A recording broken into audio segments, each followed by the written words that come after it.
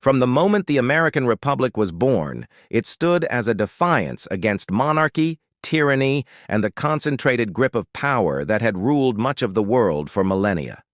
But the Founding Fathers, far from being naive revolutionaries, didn't draw this vision of Republican liberty from a vacuum. Their idea of government wasn't a spontaneous invention. They were scholars of history, deeply aware of the ancient blueprints carved into the marble pillars of the past. Two models stood out with blazing clarity: the austere yet resilient diarchy of Sparta and the complex, ever-evolving Respublica of Rome. These civilizations, despite being distant in both geography and time, offered essential lessons about balance, discipline, civic virtue, and the eternal battle between liberty and power. In this video, we're going to pull back the curtain on how exactly these ancient systems helped inspire the American Republic, what the founders borrowed, what they rejected, and why these classical legacies still matter to us today. Let's start with the lesser understood yet deeply influential Spartan Diarchy.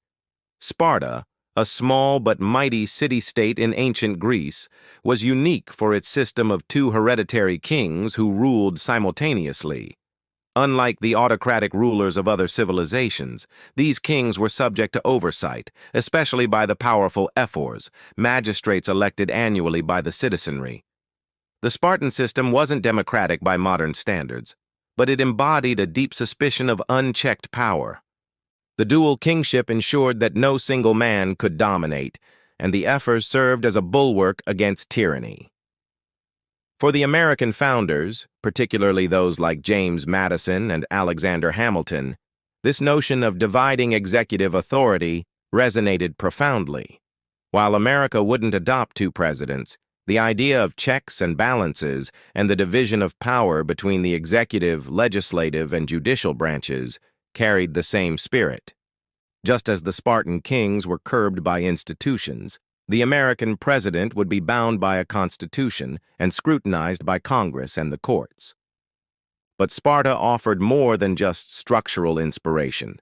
It represented a cultural ideal. In the 18th century, Spartan austerity, discipline, and civic duty were admired by Enlightenment thinkers.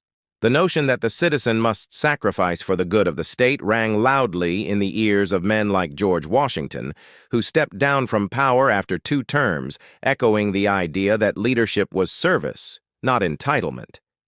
The image of the Spartan warrior, selfless, obedient to law, and ready to die for his city, paralleled the American citizen soldier, especially in the Revolutionary War. Sparta's militarized society may not align with modern American values, but its devotion to civic order and resistance to tyranny left an enduring impression on the American consciousness.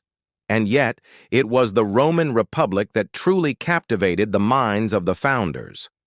Rome's system was far more intricate, and to them, far more applicable to a modern republic.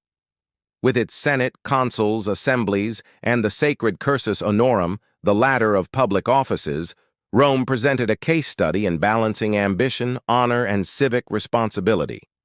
The founders saw in Rome a mirror of their own hopes, a republic not of kings, but of laws and shared power.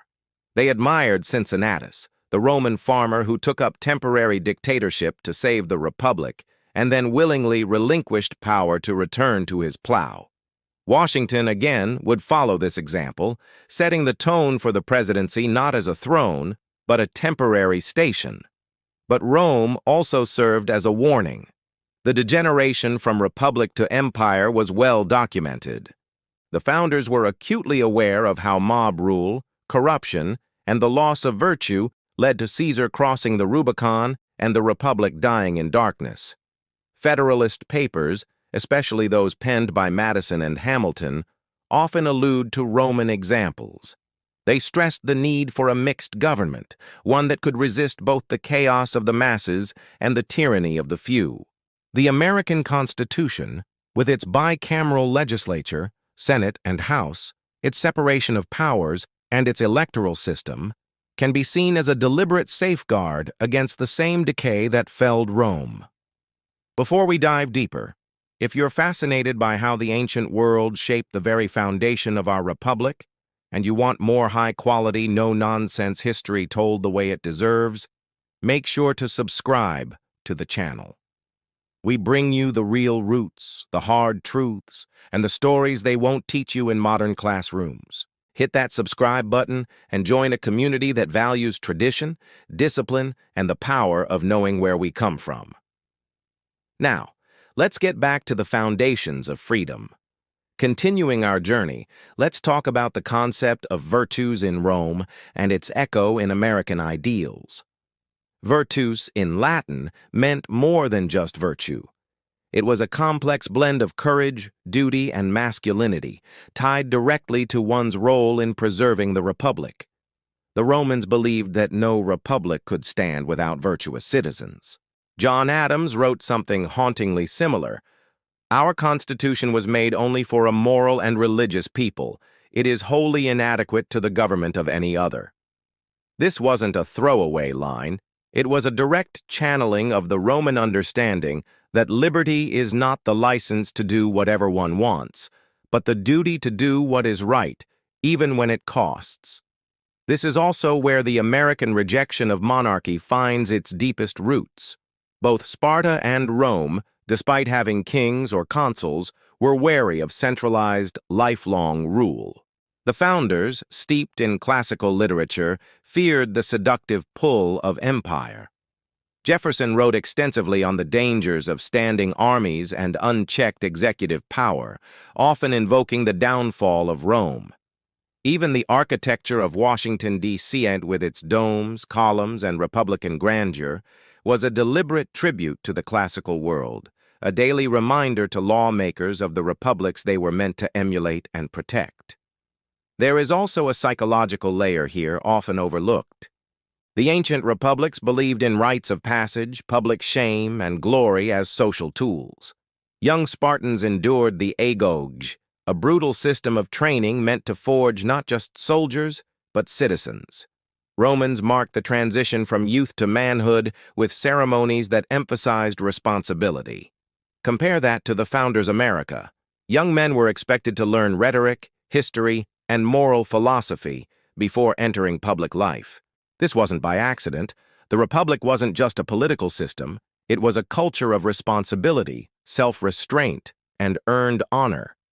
Today, when much of this is under attack or forgotten, understanding these classical models becomes more than educational. It becomes essential. Of course, the founders were not blind to the flaws of these ancient systems. Sparta's rigidity and suppression of individuality would be alien to the American spirit. Rome's treatment of slaves, its eventual embrace of imperial conquest, and its decline into decadence served as cautionary tales. But even in their imperfections, these civilizations taught timeless lessons. The message was clear. A republic is not self-sustaining. It requires active, virtuous citizens, balanced institutions, and leaders who see themselves as stewards, not masters. In many ways, the American Republic was built as a living experiment, a fusion of classical wisdom and Enlightenment rationality, a synthesis of Spartan order and Roman flexibility. We often think of these civilizations as long dead, their stories frozen in dusty books. But in truth, their blood runs through the Constitution, the Capitol, and the very idea of we the people. The founders were not trying to recreate Sparta or Rome. They were trying to do better. But they knew one truth above all. If we forget what made those republics great, and what made them fall, we are doomed to repeat their fate. So when we walk through Washington, D.C. and see a statue of Washington modeled after Cincinnatus, when we read Madison quoting Polybius, when we admire the balance of powers that echoes Spartan dualism or Roman magistrates, we're not just reading history, we're living it. The American Republic is not a relic. It's a torch passed down from Athens, Sparta, and Rome, carried now in our hands. The question is, will we be worthy of it?